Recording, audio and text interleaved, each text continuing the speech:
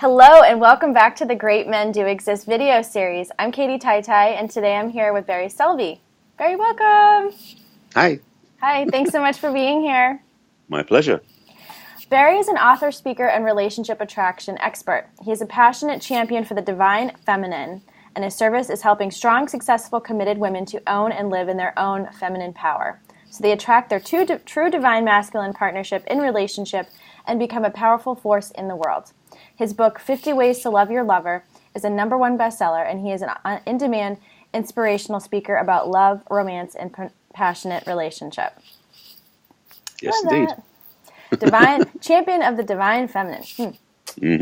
Lovely. Yes. So I'd love to start today's discussion by just kind of defining what a high-quality man is to really a lot of people in this field. And so I'd like to talk a little bit about that, what that definition is that we believe it to be, and kind of go from there. So what do you believe makes up the definition of a high-quality man? Well, I'll speak to one of the core elements, because I know there's a lot of different ways I can talk about the angles and stuff. But to me, a core element of a true, and say this, authentic man, and be someone who manages really in his heart, is someone who's in their masculine. I've talked about this before in other places, but I want to share it here. Is a lot of men out there are still in the macho, and I've defined the macho as being the undeveloped masculine, because so many men, I was raised the same way. It's like we were raised with the thing about, the macho man is my way, the highway, I'm running the show, I'm getting it done. Very driven sometimes, but driven by his own ego satisfaction and status, versus the masculine, which is really driven by something deeper than himself. A mission, purpose, vision, intention, something to be done. So really the idea is that the macho man is more like this, about me, and the masculine man's more about what can I do to serve, make a difference in the world. And that's kind of the easiest way to describe the difference. But a masculine man also is someone who has more heart and more service to his partner and to the world. So women looking for a good man, for a great man, I would say that's what they want. I mean, most of my clients say that, so I think it's true. Yep, many women want that. So I love that, because essentially what you're saying there is that a high quality man is okay going deep. You know what I mean? He's there's a lot of depth to his soul, and not that there isn't depth to the soul of a man who's more in his macho, right? Right. But true. that macho man maybe isn't tapping into that, or is maybe too afraid to tap into that because of what they've been taught masculinity actually means. And I forget who described it this way, but there was somebody described it as false masculinity, where it's a false. A lot of men are brought up to believe that there is this way of being for them that is the way it's supposed to be, and it doesn't need to, and in fact it's really detrimental. It can be detrimental the way that some of the ways that men are brought up, because they're taught not to emote, they're taught not to connect, and so we end up with a lot of repressed stuff going on. True, and the emotional expression is limited, and it's kind of this bravado that men have, this thing like, I'm king of the world and I can be all this stuff, and truth is that when you get down to the core of who they are, I won't. Do you watch South Park? I don't watch South Park. I used to, actually, and then they started being mean to ginger children, and that's when I was like, oh no. But I do still think there was parts that were funny. So. Well, no, I don't watch the show, but I understand what you're talking about, though. But the thing is that, the bravado piece, though, for men is because we're raised that way, because in a lot of ways we're defending our heart. By pretending to be okay.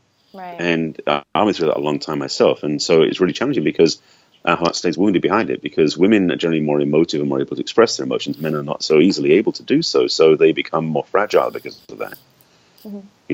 And it's like, in a way, women are softer on the outside and harder on the inside. Men are harder on the outside, softer on the inside. And it's like comparing against confectionery, but it's kind of the idea. Yeah, it's true. Yes, I totally agree. And so I like that as well. We're talking about how, they're defensive and fragile, right? And they're defensive because they're fragile. And that's it's trusting their own heart, trusting their emotions, whereas the masculine man has developed an understanding of himself and has done a lot of self-reflection to become comfortable in his own skin and not be afraid to have the emotional expression be out there. Not overtly so, but at least be willing to be honest and authentic with who he is in front of his woman, in front of the world. Yeah. So, how would one be able to kind of, ID or sense, whether someone that they're getting to know or someone they're dating might be, someone is a high quality match for them, or someone who's maybe not ready for the type of deep relationship that they're seeking? Just speaking to the ladies about this one. Yes. Speaking. Yeah. Well, first of all, it starts with you, ladies, because to be able to sense a man is masculine, because it's like a magnetic polarity, like north and south poles. Mm-hmm. The greatest attraction you have to a man is masculine is when you're in your feminine. Mm-hmm. And many women out there have, in a way, had to protect their femininity in the world. Yeah. And they've been trained and raised by their parents to the way they're raised in the world. Yes. They grow up as tomboys, or maybe they want to go and do their own business. All these different things influence a woman to be more like men are, mm-hmm. to be competitive and to be combative and to do what they want for themselves. When they're doing that, their sensitivity to find a masculine man is harder to find because they're so in the same boat that they become insensitive to that. Mm-hmm. I mean, I dated quite a few women who were driven by their mission in the world. Well, actually, it wasn't their mission, it was just a job they were doing. Mm-hmm. And they were more in the masculine than I was. Mm. And so it became this, it's almost like having basically two north poles together, magnets. If you know anything about magnetism, north poles don't attract, north and south attract. Yes. And so what really makes a relationship work, especially in a sexual chemical way, is having the polarity be on opposite ends of the spectrum, mm-hmm. north and south poles, which in the relationship sense is masculine and feminine.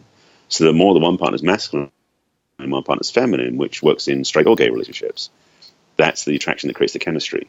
Mm-hmm. So for women, first of all, then the work is for them to really become more familiar, comfortable, and owning their feminine expression, mm-hmm. because that becomes the magnet that attracts the masculine.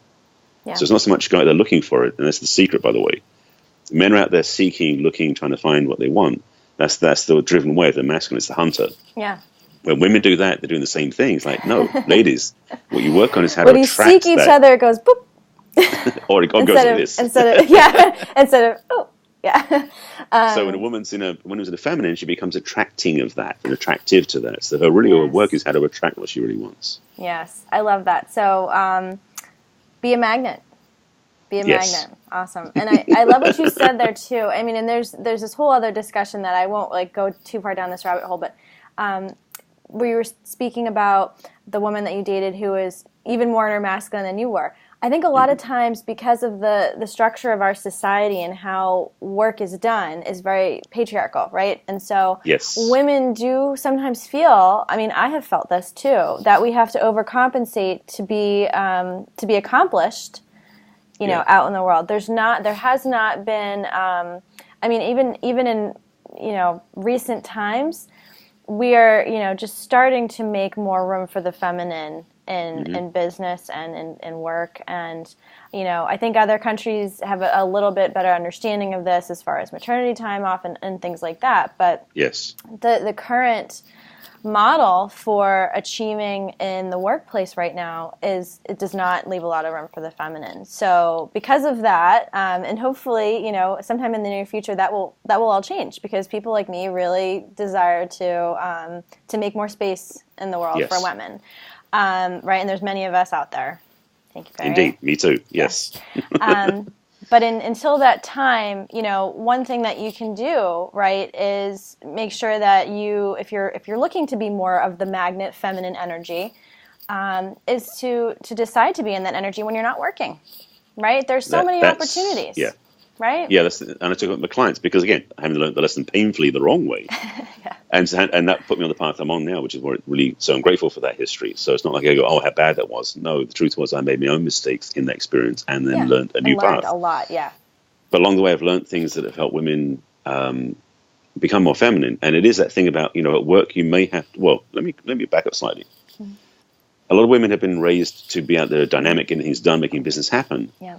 And they put the feminine into like a box or on the side because it doesn't work in business. And I disagree with that. I think there's a need now more than ever that women bring their feminine heart into their work. Yes. That could be a whole other conversation. Yes, it's just very similar to that. Well, because just like guys have been raised to think things should be a certain way, women have too. I mean, we all have our limiting beliefs that we've been kind of raised with, and so that's one of them. Yeah. So the key is then until we can make that a reality, which hopefully is soon, for women, it is that remembrance that when they leave their job or their work or their mission, they can tune back into their feminine heart, especially when they're looking to be a romantic, either in relationship or to attract relationship. So doing things that soften the edges, doing things that reawaken their femininity, because it may have been asleep for the day because of their work requirements in some ways. That's where the finesse is and where the work is. And there are women out there who do their work in a feminine way, but it's not as many by any stretch of imagination as there are women out there working. Yeah. But doing things, subtle things such as, and just throw some things out there for women, things that soften your edges to become more feminine are things like bubble baths, doing yoga for the flexibility, not for the strength of it. Like there's subtle differences. Yep. I do that. Relaxing yoga, hatha yoga. I actually don't. I have done the vinyasa, but I've really in recent years been very much into just stretching out and relaxing. I love that. Which is a wise move. It softens the edges. Go get a spa treatment. Another one of those things to do too. Another one for women, which is one of these meant to be so known, is this is a quote that's out there somewhere about dance like nobody's looking. Yes. It's like, ladies, when you get home, just if you want to, I mean, you can do it with the drapes closed if you want to, but just like put on some rock and roll music, whatever you want, and just dance it out, because the feminine is movement. The energy of movement is a feminine action. Masculine movement is stillness. Right. Which is masculine energy is stillness, and that's that polarity, because like the yin and the yang, we have different ways of being that make us attractive. So it's the opposite. It's black and white. So for men and women, the being that opposite, where the man holds a space, where the woman has all the movement, is a natural attraction to each other. Yeah. So lots of things women can do that can soften their mindset of being got to get things done to be, let me relax into the feminine. I love that, Barry. And actually, to speak to that aspect of movement, again, I love that. And I meditate. I do some still meditation, but most of my meditation is movement. And so it can be, yoga, dancing, hula hoop. I mean, these are all things that I've been pulled to naturally, but it's because, my body and mind and soul really, wants this. And so I love that. So if you can, get out of your workplace, whatever that is, and get back into your body somehow, I think that's beautiful. And that's, and by getting into your body, you're just tapping into whatever is natural, right? Yeah, absolutely. With your polarity and the energy. So I really like that distinction. You're welcome. Cool.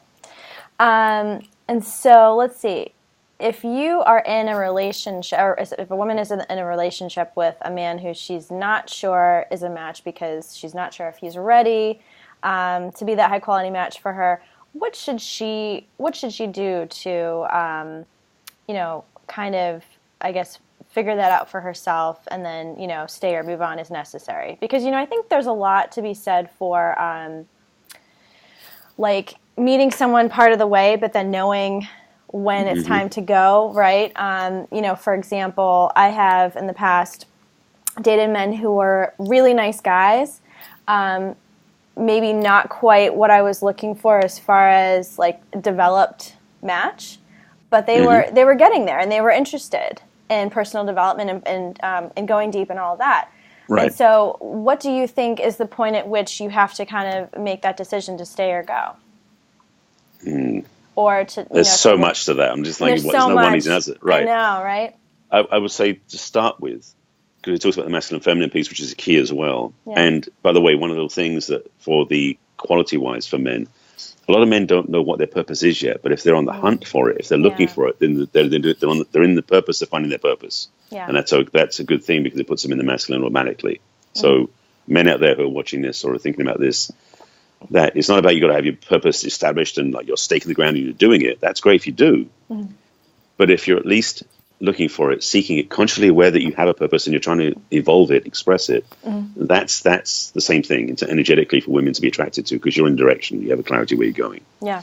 But if you're totally unconscious to it, you're just doing a 9-to-5 job that just pays the bills, you don't really care, it's not very attractive. And so, or for women, or for men, and I did this a while back, we're just like drifting around in terms of career, wasn't really focused on anything, and I just was really, to be honest, uncentered about my core, which is why I have this really clear contrast inside of what the difference is. Yeah. So I really know now for myself that it's not attractive. And for women out there, I know my clients have said that before, men they've been dating wasn't attractive, so they fell into it for the wrong reasons. So one of the things I recommend for women is really get clear what you want, even when you're in the relationship. If you're looking to leave because something's not working, first of all, get clear about what you really do want, because you might discover that what's driving you away is something not really that important that you can actually change or heal or let go of. So getting clear about what you do want is important. And it sounds simple, but it's like having know what your deal breakers are too, because you may be in a relationship where you're realizing that your partner has brought things into the partnership there's no way you can put up with for long term. So you've got to be clear. Absolutely. And I think that goes back to know thyself, right? And so, it's, for example, for me in my journey and what I was just talking about with my experiences there, part of my journey was realizing that I could stand to be more patient with myself and others. And so, and that's what I kind of gleaned from those experiences. But it's all individual. And so really understanding your desires and your must-haves is really important. And I think we get closer and closer to those things the more and more we are in our bodies. So again, that goes back to, the meditation, the bubble baths, whatever it is that you do to get in your body. I think that is so important, because when you're coming from that space, everything is clear, Absolutely. It's a lot clearer than when you're in your head and you're, doing a job and kind of focused on something other than yourself. So definitely. So I think that's really beautiful. Love it. So, So in addition to that, what are some, I guess like going off of the question I just asked, what are some red flags that you would say to just like keep an eye out for, as far as like you might want to rethink this guy?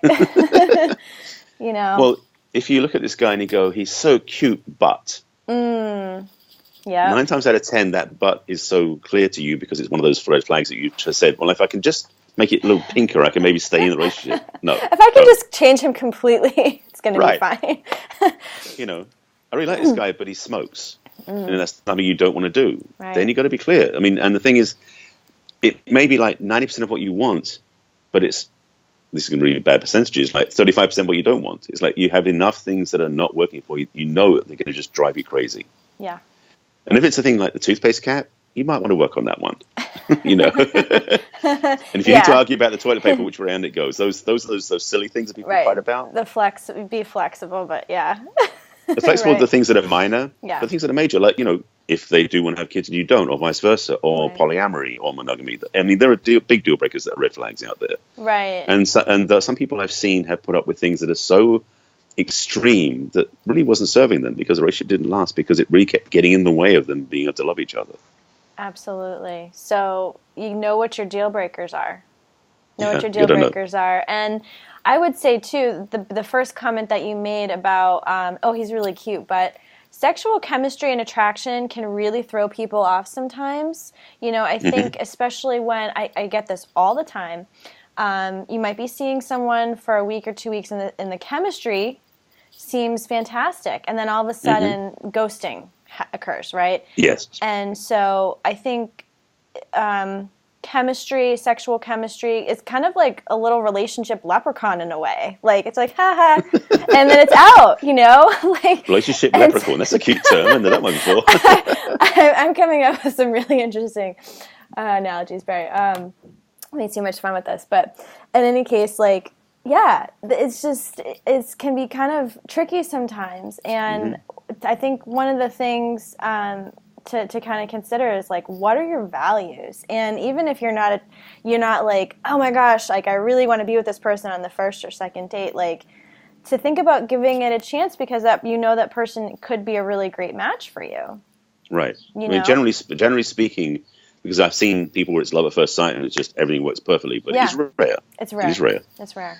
And I mentioned earlier about the polarity of masculine and feminine creates chemistry, which it does. Yeah.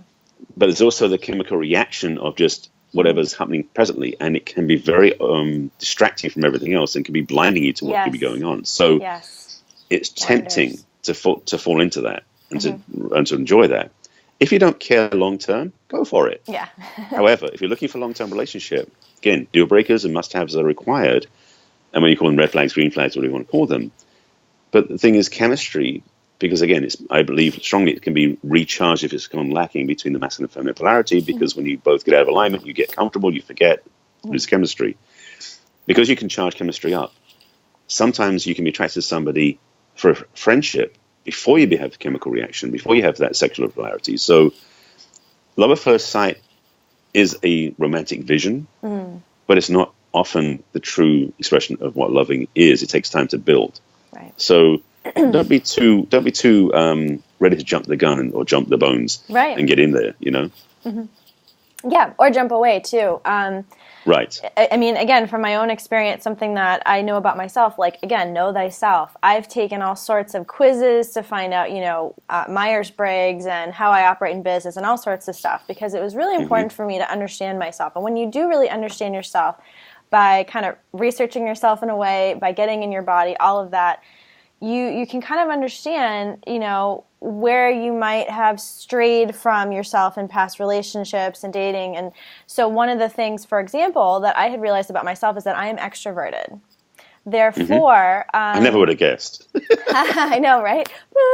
I'm such a goofball. But in any case, it came up that it's very likely that a match for me would be introverted.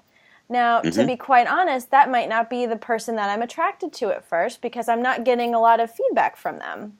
So I'm exactly that type. So I can tell you from experience that you sometimes, especially if you are just kind of, getting into personal development, getting to know yourself better, it kind of behooves you to give someone a chance, to go forward a little bit more, because you never know what might come up.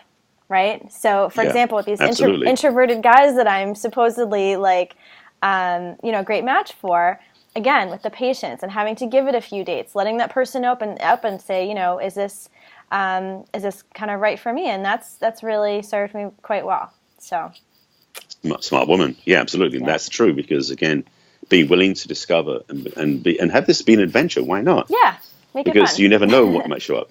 Right. I mean, and another piece, by the way, you talk about the Myers-Briggs, and I've done those myself many times. Yeah. One of the ones that people forget about, this is a simple one, is if you know about the 5 love languages, Gary Chapman's work. Yes. In the 5 love languages, just to know ahead of time, because I've seen so many relationships change because the partners realized, oh, hang on, your love language is quality time, and my love language is affirmations and words of affirmations. So, words of affirmation, excuse me. So that's why we kept missing each other, because I didn't know you loved me because what you showed me wasn't what I expected. Yes. And just if you understand that, you can develop the ability to really express loving in the way that your partner understands it. Yes. That's a game changer for some people. I absolutely love that, and I've applied it in some of my my relationships, and even not just my romantic relationships, but my friends and family as well. Yes. It's created stronger bonds there. For example, my top love language is quality time, and then words of affirmation. My mom's are acts of service and gifts. And so it's funny because she's always doing, acts of service and gifts. That's the way she expresses her love for me, but that's not really, because that's what she understands is what she thinks love is.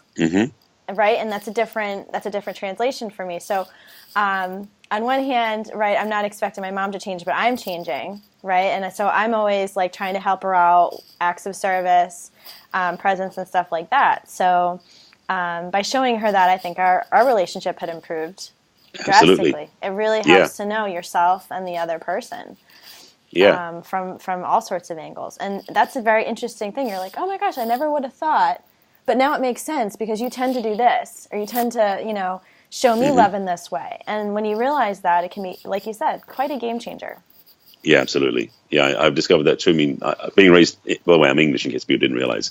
being raised in England, emotional expression and touch were not very common in our family upbringing. And touch is one of my primary love languages. So it always felt like I wasn't fully expressing or fully receiving. But I wasn't conscious of this till many years later. Yeah.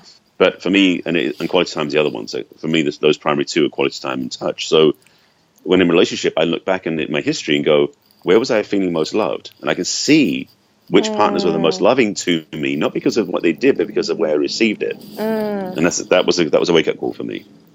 Wow, I love that. And it's all about our own perceptions, right? Because I'm sure your family would say, "Oh gosh, we love you so much." But if you're not, of course. But you're like, "Well, but I didn't feel like that because I didn't get what I thought I felt I needed." And so it's so interesting, how our own perceptions can really alter the experience of a relationship. So, absolutely. Yeah. So true. I love that. Yeah. So let's see. I think I've got time for one more question. Cool. Yeah. So one of the things that's come up in conversation, and I would love to get your feedback on this because I think you would have some really good feedback here, is that we need to... Just put me on the spot, why don't you? Building it up. So one of the things is that we really need to be what we want to attract, right, in a way. And so yes, being a high-quality woman, what does it entail in a general scope? Okay, simple steps. Take care of yourself. Don't wait for your partner to do it. Yep. That's a game changer for a lot of women out there. They're waiting for this man to fill up the part of them that's missing. It's like, no, you're nothing missing. You're perfect the way you are. Take care of yourself. Honor, respect who you are. A recent conversation with somebody I was talking about this said, what women forget a lot of times is they want a man who not only adores them and appreciates them, but honors them. So for you ladies out there, honor yourself, because like attracts like in that sense. As much as we talked about the polarity. But when you honor yourself, you won't settle for a man who doesn't honor you. Yeah. So it's so important to have certain things about yourself to take care of. So take care of yourself, honor yourself, and do things for yourself that you feel good about.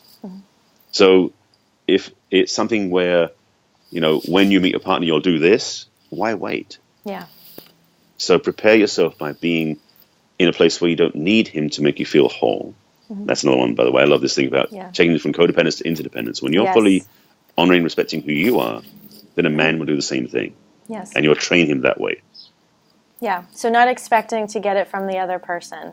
And so the beautiful thing about this, too, is when you are giving yourself this level of attention that you wish to, attract from another person, you end up loving yourself up so much that when bad things happen, like, let's say you might get stood up or whatever, it just doesn't faze you.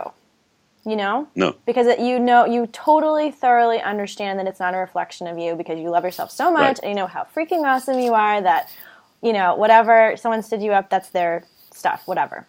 And by the way, one of the secrets, ladies out there, is that when you do that, you're way more attractive. Yes. It is so like win-win, win-win, like for everybody. When women shine, everyone benefits, and we just pull in so much more good stuff. So I love that. And by the way, and also the reverse of that is true, ladies out there. When you're looking for a man who you want to attract to you, if a man honors himself and takes care of himself, he's more attractive to you as well. So this works both ways. It does. It absolutely does. So take good care of yourself. Be a great match.